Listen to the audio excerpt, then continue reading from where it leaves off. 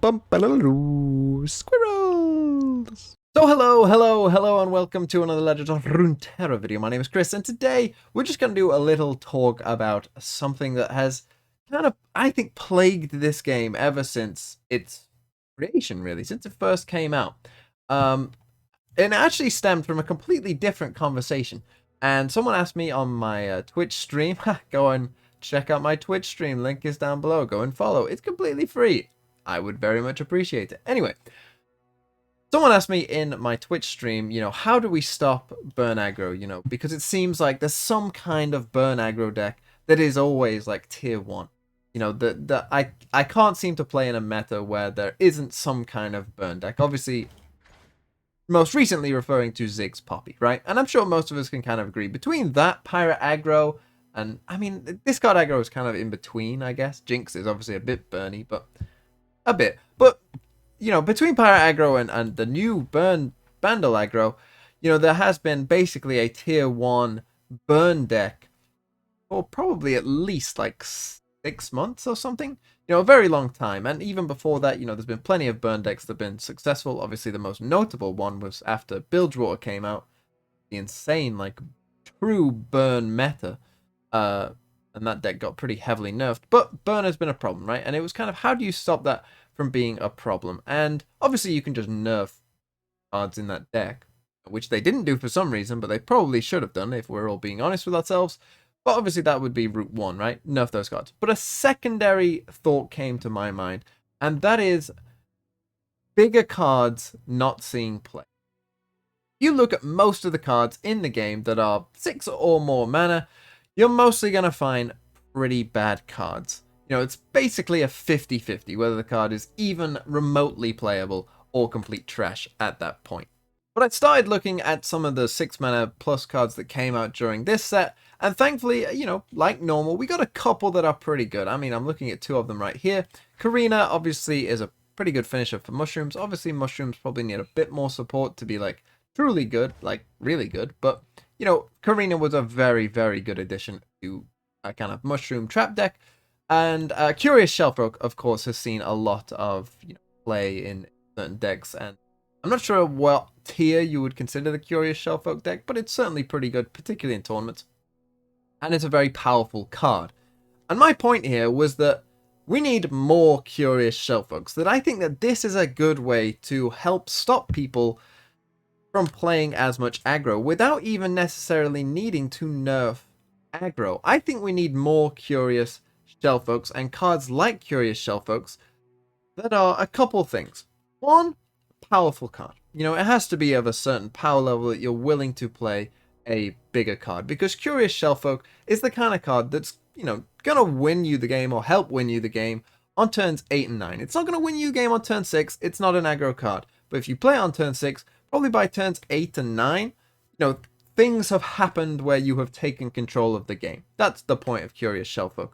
So I want more cards like this. A 6 mana card that maybe doesn't, win the game on turn 6, but by turns 8 and 9, maybe 10, has, gained you enough value to where now you are winning the game and are going to win the game. And it has to be of a certain power level where it actually can win you games. But there's another point in this as well, that it has to be a build around card. Curious Shellfolk is not a card that you can just put in any deck. You have to play it with certain things. Now, obviously, Pranks has been kind of the main design focus of this card, I think, and that's where mostly it has succeeded. But it is a build around, you have to have something around it to make it work, but within that shell, it works very well, right? It works very well within that deck. It almost acts as kind of like a champion in that way, that it's kind of a build around card that's a powerful card that costs quite a bit of mana. That is what we need more of, I think. And they might have been reluctant to do this in the past because they wanted champions to fulfill that role. That's kind of what I was describing, was the role of a champion, a build around card that's very powerful that can help win you the game. That's what most champions are meant to be. But there should be more cards like this, like Curious Shellfolk, that are powerful build arounds that are high cost mana, for the reason that this means that people will want to play with these cards. People will want to build decks around them, and if they're powerful cards, then Most people would be happy to play them because they're not playing some meme deck or whatever. They're playing a real deck that has a real chance to win. That is how you solve, I think, a big problem of always having an aggro meta, because there isn't enough things to do that are sustainable enough against aggro. There aren't enough good finishing cards outside of aggro, because aggro has one of the best finishing cards, and that's Decimate. Decimate is one of the best, if not the best, finishing card. It's very reliable. It always does what it says on the tin. There is, no doubt what Decimate will do to your opponent, and when you should use it, and how you should use it. Very simple, clean finisher for aggro decks, and that's the thing. Burn, aggro, or a lot of different types of aggro decks have had very clear answers to what their finishers should be. They're often either rallies or Decimate. Those are the two kind of aggro decks most of the time.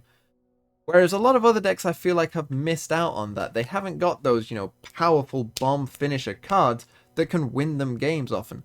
And I feel like there should be more cards like that that make sense in those decks that are built around cards like Curious Shellfolk that people can enjoy, because even if aggro is still good, which, is fine because some people really enjoy playing aggro and nothing wrong with that, let those people play aggro and it still be good. But there should be more options for people who want to play, perhaps slower decks.